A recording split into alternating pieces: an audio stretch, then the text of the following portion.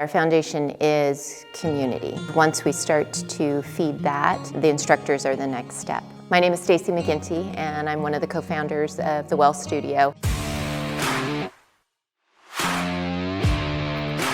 I have been in this industry for 3 decades, and I opened a yoga studio about 10 years ago in Livermore. From Livermore, we opened our second studio in Dublin, and it was thriving. We had a wonderful community. Then the pandemic hit, and yeah, Ron and I met.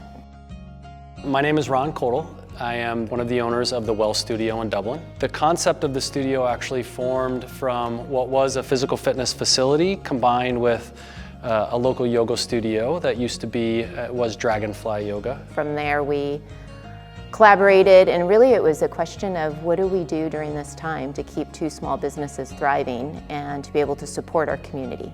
We've tried to create an environment that is different from what you're going to see in a typical studio that tends to be a little more one-dimensional. It's definitely very unique. I never found a place where yoga was traditionally practiced as well as strength training, and I'm really big with both. I love weightlifting and I love getting a good yoga class in. It's hard to find places that keep the essence of both of those, and so this is the first place I've ever found that actually merged both of them really well. Whether you're in a studio class or in a Pilates class, or you're doing training on the fitness floor, we try to keep everything anchored to instruction and education. And I tell you, there's been countless times where I can think about people who are actually in tears, who have been looking for a safe place to be able to practice, a safe place to be able to come back and be a part of a community.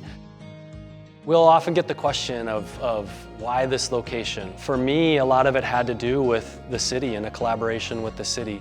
I see the city of Dublin as being extremely business friendly and business supportive. This was an Aaron Brothers before we moved in here, and so I've been through the whole gamut of working with the city, from planning through permitting and construction.